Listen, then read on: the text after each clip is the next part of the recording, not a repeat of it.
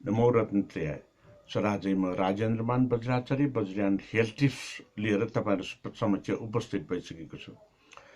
आज पनि म विविध प्रकारले आफ्नो शारीरिक स्वस्थताको निमित्त हामीले के गर्नुपर्छ भन्ने कुरामा यो व्याख्या वर्णन गर्ने प्रयास गर्नेछु र यसरी व्याख्या वर्णन गर्नु अगाडि म यो प्रवज्याभिषेक अर्थात् वज्रयान बौद्ध धर्ममा प्रवज्याभिषेक दिनु अगाडि जुन शिष्यले गुरु समक्ष प्रवज्याभिषेक ग्रहणको निमित्त गर्नुपर्ने आग्रहको सन्दर्भमा केही बताउन चाहन्छु। अर्थात् प्रवज्याभिषेक चाहिँ प्राप्त गर्नको निमित्त शिष्यले गुरुलाई गर्नु पर्ने प्रार्थना। सर्वप्रथम त हामीले यो बुझ्नुपर्छ कि जाति स्मरन्तो प्रवज्यामहं च प्राप्तुयाम सदा यावत् प्रमुदिता भूमि मञ्जुघोष परिग्रहता। अर्थात् बोधिचर्य अवतार अनुसार श्री मञ्जुघोष जुन चाहिँ गुरुको हामीले करुणा प्रमुदिता भूमि जबसम्म हामी करुणा र प्रमुदिता भूमिमा पुग्दैनौं तबसम्म हामीले आफ्नो जन्मलाई स्मरण गर्दै अगाडि बढेर यो प्रवज्याभिषेक ग्रहण गर्नतर्फ लाग्नुपर्छ। यो भनेको के भन्दाखेरि वज्रयान बौद्ध धर्ममा प्रवज्जित भएर मात्रै बुद्ध कुलमा पर्ने गर्दछ, जसको लागि यो बुद्ध कुलमा पर्नको निमित्त सर्वप्रथम हामीले गर्ने कार्य नै प्रवज्याभिषेक चाहिँ हो, जसको लागि चाहिँ हामीले सर्वप्रथम के भन्दाखेरि प्रवज्जित हुनको निमित्त जब हामीले गुरुवर्ग देवदेवता भने पनि हामीलाई थाहा छ गुरु बुद्ध गुरु धर्म गुरु संघ तथैव च गुरु वज्र धरसैव तस्मै श्री गुरुवे नमः। गुरु भनेकै बुद्ध हो, गुरु भनेकै धर्म हो, गुरु भनेकै संघ हो र यो धर्मलाई धारणा गर्नु नै हामीले महत्त्वपूर्ण हुने गर्दछ। त्यसको लागि जब जनी प्रवज्याभिषेकको समय आउँछ सर्वप्रथम अनि किसली भनेको माटोको त्यो चाहिँ पोलीको पाला सानो माटोको सानो पोलीको पालामा भरी चामल राखेर अनि त्यसमा एउटा सुपारी र अनि यो पैसा राख्ने साथै पानको पात राखेर बुद्ध धर्म र संघलाई छोडाउने अनि गुरु जसले प्रवज्याभिषेक हामीलाई दिन को निमित्त हामीले अनुरोध गर्ने हो उहाँ गुरु र स्थविरहरूलाई यो चाहिँ चढाउने हो। चढाउने भनेको प्राचीन परम्परामा यसरी यो गोइडा राख्ने भनेर भन्ने गरिन्छ। यो गोइडा राख्ने भनेको नै के हो भन्दाखेरि यो अहिलेको जस्तो चाहिँ हामीले निमन्त्रणा कार्ड छाप्ने प्रचलन थिएन। यो गोइडा राख्ने भनेको नै निमन्त्रणा गर्ने हो। यसरी निमन्त्रणा गर्दाखेरि अर्थात् अध्यक्षना गर्दाखेरि हामीले सर्वप्रथम के वाक्य पढ्ने गर्छौं भन्दाखेरि जो प्रवज्जित हुन लागेको व्यक्ति हो कुलपुत्र हो त्यो कुलपुत्रले सर्वप्रथम पढ्नुपर्ने अध्यक्षना गर्नुपर्ने वा गुरुको निमित्त जुन गोइडा राख्ने निमन्त्रणा गर्ने आह्वान गर्ने बेलामा पढ्ने वाक्य सर्वबुद्धम नमस्यामि धर्मञ्च जिनिभाषितम संगञ्च शील सम्पन्नम रत्नत्रयम नमस्तुते प्रवज्या ग्रहणार्थे युष्माकं पूजनाय च निमन्त्रयामि युष्मभ्यं पुग ताम्बूल कादि ग्रहणा भगवन्येतानं श्रद्धया ढोषिता प्रभा प्रवज्या विधिवत कृत्वा देहि मे कृपया विभो। अर्थात् हे गुरु ये शास्त्र सम्पूर्ण बुद्ध बोधिसत्वहरूलाई मेरो नमस्कार। बुद्धले देशना गर्नुभएको धर्मलाई मेरो नमस्कार। त्यसै गरेर शीलले सम्पन्न सङ्घलाई मेरो नमस्कार। आज हामी प्रतिज्ञाभिषेक ग्रहण गर्नको निमित्त यो गोएडा, जसमा सुपारी, पानको पात, फूल, धूप, दीप, गन्ध, नैवेद्य, पञ्चोपचार पूजाका साथमा यो गोएडा राखेर हामीलाई प्रतिज्ञा अभिषेक प्रदान गरिदिनु हुन हामी विनम्र अनुरोध गर्दछु, अध्यक्षना गर्दछु भनेर यसरी यो वाक्यले भन्ने गरेको छ। र आज म अब वज्रयान हेल्थ टिप्स भित्र जानु अगाडि मैले के कुरा यो चाहिँ स्वास्थ्य सम्बन्धी कुरा गर्न चाहन्छु। वज्रयान बौद्ध धर्मले पनि आयुर्वेद विज्ञानले जस्तै कफ, वात र पित्तलाई पहिचान गरेर मात्रै अनि रोगको उपचार गर्ने गरिन्छ। यसरी कफ, वात, पित्तको पहिचानमा चाहिँ यो हाम्रो नाडी छ, यो हाम्रो नाडीमा यहाँ यसरी यो चाहिँ यतापट्टि यसरी यो 1, 2, 3 औँला हुन त यहाँ अप्ठ्यारो भएर मैले यसरी समाएँ। यो समाउनु पर्ने भनेको यसरी नै चाहिँ हो।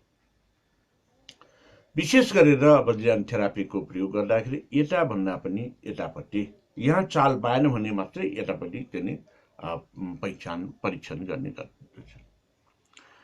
यसरी हामीले यो 3 औँलाले यहाँ चाहिँ राखेपछि यो चाहिँ जुन चाहिँ पहिलो औँला छ यो ठाउँ, दोस्रो औँला र यो तेस्रो औँला यसरी हामीले समातेको खण्डमा त्यहाँ जुन धड्कन हुन्छ, यो धड्कनमा यदि यसमा चाहिँ अननेचुरल बिटिङ्स अर्थात् धड्कन बढी भएको छ वा यो ठाउँमा बढी भएको छ वा यो ठाउँमा बढी भएको छ, जुन ठाउँमा बढी धड्कन भएको छ त्यो हिसाबले हामीले रोगको पत्ता लगाउने गर्छौँ। अब यसरी यो ठाउँमा बढी धड्क्यो भने यसले वातको रोग भनेर पत्ता लगाउन सकिन्छ। यो भयो भने पित्तको रोग, यो भयो भने कफको रोग। अब यसरी चाहिँ पत्ता लगाउने हो। त्यो साधारण चाहिँ रूपमा धड्कनहरू छ भने त्यो व्यक्तिको स्वास्थ्य ठिक भइरहेको अवस्था हुन्छ। जुन ठाउँमा अननेचुरल बिटिङ्स छ, कहिले बढी धड्कने, कहिले यो चाहिँ सूक्ष्म हुने वा कहिले चाहिँ धड्क्यो ग्याप भयो धड्क्यो, हुनुपर्ने भनेको ढक ढक ढक ढक ढक एक नासले यसरी हुनुपर्छ। ढक ढक ढक ढक ढक ढक ढक ढक यसरी चाहिँ भयो भने त्यो प्राकृतिक रूपमा धड्कन होइन र रोग लागेको भनेर हामीले पहिचान गर्ने हो। अब यो वात, कफ र पित्तको चाहिँ कुरा गर्दाखेरि के भन्दाखेरि चाहिँ पित्त भनेको वायु विकारले चाहिँ हुने गर्दा चिल्लो अमिलो पदार्थले हुने गर्छ। वात भनेको हाम्रो चाहिँ जुन चाहिँ त्यो पित्तले सृजित गरिसकेपछि अथवा हाम्रो कहीँ पनि अब जस्तो कि पिरौला दुख्यो भने त्यो चिसोको वात हुन सक्छ। युरिक एसिड पनि एक प्रकारको वात नै हो। पक्षघात भनेको पनि एक प्रकारको वात नै हो। यो मानेमा हामीले के भन्न सकिन्छ भने कि वात भनेको कुनै पनि हाम्रो शरीरको सेल्सहरू नेचुरल्ली त्यो सबै चलायमान हुनु पर्थ्यो, सबै जीवित हुनु पर्थ्यो। केही कारणले कहीँ चाहिँ अवरोधहरू सृजना भयो भने, कहीँको हाम्रो सेल्स वा हाम्रो अङ्ग चलेन भने त्यसलाई वात भनेर भन्ने गरिन्छ, वात भनेर भन्ने गरिन्छ। अब यसो भन्दाखेरि युरिक एसिडलाई किन बात भनेको भनेर तपाईँहरू चाहिँ ले मनमा सोचिसक्नुभयो होला। जब जब युरिक एसिड बढ्छ, त्यो युरिक एसिड बढेपछि त्यो एसिडले गर्दाखेरि ग्रेन्युल्स चिनी जस्तै त्यो चाहिँ जम्न पुग्छ हाम्रो यो हरेक जोइन्टमा। जुन रियाल जस्तो हुनुपर्ने हो त्यो रियाल जस्तोमा चिनी जस्तोको गिर्खाहरू त्यहाँ चाहिँ हुन पुग्छ, दानाहरू हुन पुग्छ र अनि त्यो चिल्लो हुँदाखेरि जति यो चलायमान चिप्लो हुनुपर्ने हो त्यो चिनी जस्तो दाना जस्तो भएपछि यो जोर्नीहरू यसरी चलाउँदाखेरि अथवा यसो गर्दाखेरि त्यहाँ चाहिँ घिस्रिन पुग्छ। चिप्लोमा घस्राउनु पर्नेमा त्यो ग्रेन्युल्स अथवा दानाहरूमा घस्रिएपछि जुन चाहिँ कारणले हामीलाई दुख्ने हुन्छ त्यसैलाई हामीले युरिक एसिड भनेर भन्यौं। त्यसकारणले यो भनेको हाम्रो पित्तको कारणले पनि बाटो हुन सक्छ र अन्य कारणहरू पनि छन्। त्यसै गरेर कफ पनि पित्तको कारणले वा चिसोको कारणले हुने गर्दछ। अब यो कुराहरूलाई हामीले सम्झिन सक्यौं भने अब हाम्रो यो अननेचुरल बिट यहाँको चाहिँ नाडीमा थर्केको अननेचुरल बिट अर्थात् मैले अघि भने नि टक टक टक टक भनेर यस एवं प्रकारले चाहिँ एकनासले त्यो नाडी धर्कनु पर्नेमा छिटो छिटो वा चाहिँ छिटो कम भयो भने त्यो व्यक्तिलाई कुनै न कुनै रोग छ। अब यसरी पक्रेकोमा यो माथिल्लो चाहिँ जुन यो हड्केलाको मुनिकोमा भयो भने बाट, बीचको भयो भने कफ, अनि यो भयो भने बीचको भयो भने पित्त र यो भयो भने कफ रोग भनेर थाहा पाउने। अब यो सन्दर्भमा पनि बाट भनेको हाम्रो चाहिँ यो 80 प्रकारका बाटहरू छन् आयुर्वेदिक विज्ञान अनुसार र यो आयुर्वेदिक विज्ञान अनुसार बाट भनेको 80 प्रकारका छन् अनि पित्त भनेको 40 प्रकारका छन् र चाहिँ कफ भनेको 20 प्रकारका छन्। आदरणीय दर्शकवृन्द, म तपाईहरुलाई वज्रयान थेरापीको कुरा गर्दाखेरि जुन डायग्नोसिसको सिस्टम छ, डायग्नोसिस हेर्ने तरिका मात्रै फरक हुन्छ अनि कुन रोग हो भनेर पहिचान गर्ने भनेको कफ सम्बन्धी रोग हो कि वात सम्बन्धी रोग हो कि पित्त सम्बन्धी रोग हो, त्यो हामीले पहिचान गर्ने हो। अब त्यो पहिचान गरिसकेपछि यो चाहिँ दोष भनेर भन्ने गरिन्छ, अग्नि दोष, वायु दोष, अनि के भन्दाखेरि यो जलको दोष भनेर। त्यसकारणले हामीले जब जब चाहिँ कोही पनि बिरामीलाई पहिचान गर्छौं, दोष भनेर भन्छौं अनि कहिलेकाहीँ चिना देखाउन लैजाँदाखेरि पनि त्यो चिना हेरेर त्यो चाहिँ ग्रह नक्षत्रको चाहिँ प्लेनेटरी सिस्टम जन्मको समयमा, हुर्केको समयमा, स्थानको आधारमा त्यो चाहिँ रिज पावर कसरी आइरहेको छ, त्यो कारणले नै शरीरमा विभिन्न रोग लाग्ने गर्दछ। त्यही भएर कफ, वात, पित्त रोग यो चाहिँ 3 प्रकारको समूह भयो। त्यसमा पनि अब पित्त भनेको चाहिँ अग्नि दोषले हो कि वायु दोषले हो कि केले हो भनेर यसरी पञ्चतत्वको आधारमा अनि त्यसलाई विभाजन गरिन्छ। अब आयुर्विज्ञान अनुसार, आयुर्वेद अनुसार जुन अघि मैले चाहिँ नाउँ लिए, जुन यो भनेको बाट 80 प्रकारका बाट। अब यो 80 प्रकारका बाट भनेको आयुर्वेद अनुसार नखभेद, विपादिका, पाडशूल, पाडभ्रंश, पाड सुप्तता, बाट खुडोटा, गुल्फग्रह, पिण्डितो देशान, धृदसी, जानुभेद, जानुविश्लेष, उरुसुरम्ब, उरुसाड, पाङ्गुल्य, गुडभ्रंश, गुडार्टी, वृष्योर्पेन, शेफस्तम्भ, बच्च, यसरी नै यो 80 प्रकारका यो चाहिँ दोष, बाटजन्य चाहिँ दोष अर्थात् बाटको रोगहरू रहेका छन् भने त्यसै गरेर पित्तमा पनि औषपित्त, प्लौषपित्त, डाहापित्त, ढुमक पित्त, अम्लक पित्त, विडाक पित्त भनेर यसरी यो 40 प्रकारका पित्तका रोगहरू छन्। अनि त्यसै गरेर कफजन्य रोगहरूमा चाहिँ कफ दोष भनेर भन्ने गर्छौँ र जसलाई तृप्ति चाहिँ कफ, तैमिट्य कफ, निद्रादिष्ट कफ, तन्द्रा कफ, गुरुगात्रक कफ भनेर यसरी यो चाहिँ 20 प्रकारका पित्तहरू चाहिँ कफका चाहिँ प्रकारहरू, रोगका प्रकारहरू छन्। अब यी कुराहरूलाई हामीले चाहिँ कसरी चाहिँ थाहा पाउने त भन्दाखेरि कुन समयमा के हुनुपर्ने हो, एउटा समयको अवस्था अनुसार हामीले जानकारी लिने हो कुन रोग के हो भनेर। जस्तो कि चाहिँ दिन अर्थात् दिउँसो चाहिँ को अवस्थामा यो चाहिँ बाथ चाहिँ रोग चाहिँ वृद्धावस्थामा चाहिँ के हुन्छ, अवस्था जन्यमा वृद्ध अवस्थामा बाथ रोग धेरै हुने गर्छ। त्यस्तै युवा अवस्थामा चाहिँ यो पित्त रोगले अधिक एकदम चाहिँ सताउने गर्छ। अनि कफ रोग कहिले सताउँछ भन्दाखेरि बच्चा भएको चाहिँ समयमा कफले चाहिँ सताउँछ।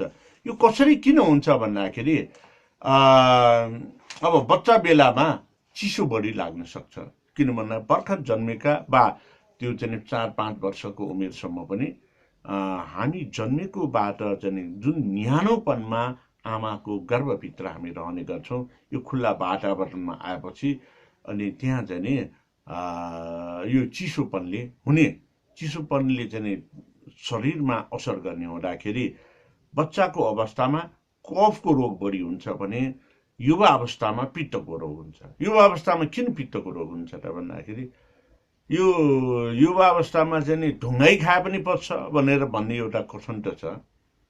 तर यो यसरी चाहिँ अत्याधिक खाना पनि रुचाउने, जे पायो त्यो पनि खाइदिने भन्दाखेरि त्यसले शरीरमा इम्ब्यालेन्स भएर अजीर्ण जुन चाहिँ पाचन प्रणालीमा गडबड भएर यो चाहिँ ग्यास्ट्रिक सिर्जना हुने र अजीर्ण चाहिँ हुने, जुन ग्यास्ट्रिक अजीर्णको कारणले अनि पित्तको चाहिँ सिर्जना हुने गर्छ। अब वृद्ध अवस्थामा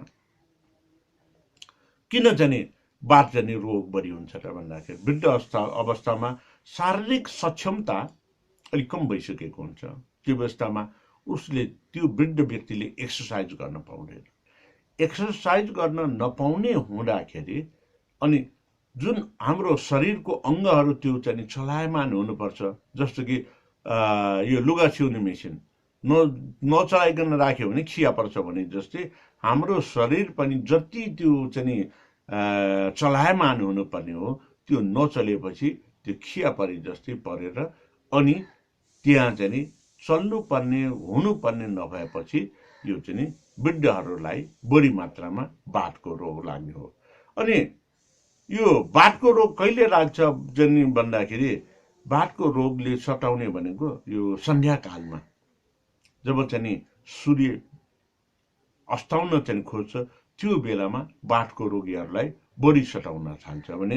अनि पित्तको रोग लागेकाहरूलाई कहिले भन्दाखेरि दिउँसो मध्याह 12 बजेदेखि यो 4-5 बजेसम्म बढी मात्रामा पित्तले चाहिँ सताउँछ। किन भन्दाखेरि बिहान हामी खान्छौँ, त्यो पचाउन पाएको हुँदैन र पचाउन नसकिने अवस्था भयो भने जुन फेरि यहाँ पनि यही आउँछ, अजीर्ण पाचन प्रणालीकै गडबडी आउँछ। त्यसको कारणले अनि यो दिनको अवस्थामा 12 बजेदेखि 4-5 बजेभित्र बढी मात्रामा पित्तले सताउने गर्छ भने। अनि कफले चाहिँ कहिले बिहानको समयमा, किन भन्दाखेरि कफ बिहान चिसो हुन्छ। यो चिसो हुने समयमा बिहान चिसोको कारणले कफ फाट्न चाहिँ त्यो चाहिँ गाह्रो हुने, त्यस कारण बिहान सताउँछ। अनि रातको चाहिँ यो कुरामा चाहिँ के भन्दाखेरि बाथले रातको चाहिँ समयमा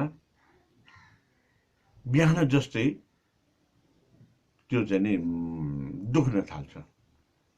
किन भन्दाखेरि सन्ध्याकालमै दुख्न सुरु हुन्छ अनि राति त के भन्दाखेरि हाम्रो जिउ यताउता चाहिँ चल्दैनछन्। त्यो बेलामा यो बढी मात्रामा बाथले राति चाहिँ सताउँछ भने पित्तले चाहिँ आधी रातमा बढी सताउने गर्छ। जस्तो कि मध्याह्न हामीले पाचन चाहिँ शक्ति चाहिँ त्यो पचाइसकेको हुँदैन भने जस्तै राति पनि आधी मध्यरात चाहिँ नागिसकेपछि अनि त्यहाँ चाहिँ नि यो पित्तले यो दिउँसो सताए जस्तै सताउन थाल्छ। कहिलेकाहीँ चाहिँ के भन्दाखेरि कफले पित्त चाहिँ यो चाहिँ राति पनि सताउँछ, किनभने राति पनि चिसो हुने हुँदाखेरि। यसरी चाहिँ हामीले अनि यो विचार गर्दै जाँदाखेरि बात रोगलाई चाहिँ हामीले के भन्दाखेरि हामीले यो विभिन्न प्रकारले कुरा गर्ने हो भने खाँदै गर्दाखेरि जब खाना सकिने अवस्था हुन्छ त्यो खाना सकिने अवस्थामा बात रोगको असरहरू भएर आउँछ, अर्थात् जिउ भारी भएर आउँछ। एकातिर बात रोग त त्यो व्यक्तिमा छँदैछ। अर्को कुरा चाहिँ के भन्दाखेरि खाना खाएको पनि त्यो पच्न पाउँदैन। सबै खाना जस्तो खाइसकेपछि अन्तिम जुन घाँसहरू अन्तिम खानाहरू बाँकी रहन्छ त्यो बेलामा बात रोगीहरूलाई अलि जिउ भारी हुन्छ भने पित्त रोगीलाई आदि खाना गएपछि नै त्यहाँ देखाउँछ। किन भन्दाखेरि हाम्रो शरीरमा वायु भरिराखेको हुन्छ, पित्त वायु। यो पित्त वायु भरिराखेको अवस्थामा खाना आदि गएपछि के हुन्छ, त्यो हामीले चाहिँ हावा राख्ने पम्पमा यसरी चाहिँ बढी चाहिँ थिच्दै गएपछि पहिला हावा निस्कन्छ अनि हावा निस्कन नसकेर त्यसपछि एकदम कम्प्रेस भएको हावा निस्कन खोज्दाखेरि त्यो ट्युब भरिन्छ भने जस्तै यो आधी खाना गएको अवस्थामा पित्त रोगले सताउँछ। अनि के हुन्छ, खाना खाँदै गएर आधी जति गएपछि ढ्याउ ढ्याउ डकार चाहिँ आउने त्यो हुने चाहिँ गर्दछ। कफ रोगीको लागि के भन्दाखेरि यो चाहिँ आदि चाहिँ पनि खाना पाएको हुँदैन, किनभने त्यो माथि कफ भनेको त घाँटी र श्वास प्रश्वासमा चाहिँ जुन भएर चाहिँ यो फोक्सोतिर चाहिँ हुने हुँदाखेरि खाना अलिकति खाना साथै त्यो खानाको कारणले जुन घाँटीको चाहिँ यो चाहिँ फुड पाइप खाना जाने पाइपमा मोटोपन हुन्छ र अनि श्वास प्रश्वासको चाहिँ सास फेर्ने ठाउँमा ठिच्न पुग्दाखेरि त्यहाँ चाहिँ अप्ठ्यारो चाहिँ महसुस भएर आउँछ। यसरी नै चाहिँ ऋतुको विचार गर्ने बेला भन्दाखेरि यो बात रोगको निमित्त ग्रीष्म ऋतु अनि वर्षा ऋतु र चाहिँ शरद ऋतु मध्ये ग्रीष्म ऋतु अर्थात् गर्मी महिनामा सन्चो हुने गर्दछ। किन भन्दाखेरि बात रोग चिसोले पनि लाग्छ। बात रोग लागेकाहरू जुन युरिक एसिडको चाहिँ कुरा गरेँ मैले, त्यो ग्रेन्युल्सहरू चाहिँ दानाहरू चाहिँ गर्मीको कारणले त्यो पग्लिने हुन्छ। त्यस कारणले गर्मीको समयमा बात रोगीहरूलाई सन्चो हुन्छ। अनि बढी मात्रामा बात रोगीलाई सताउने भनेको यो चाहिँ कहिले भन्दाखेरि पानी परिरहेको अवस्थामा वर्षा ऋतुमा र शरद ऋतु भनेको यो अलि शीतलता चाहिँ हुने चाहिँ समयमा गर्मी पनि होइन र चाहिँ जाडो पनि होइन भनेपछि मध्यम खालको हुने बेलामा यो बेलामा एकदमै चाहिँ आनन्द महसुस हुने गर्दछ बात रोगीहरूलाई। त्यसै गरेर पित्तको रोगीहरूलाई चाहिँ के भन्दाखेरि वर्षा ऋतुमा यो अलि सन्चो भए जस्तो हुन्छ।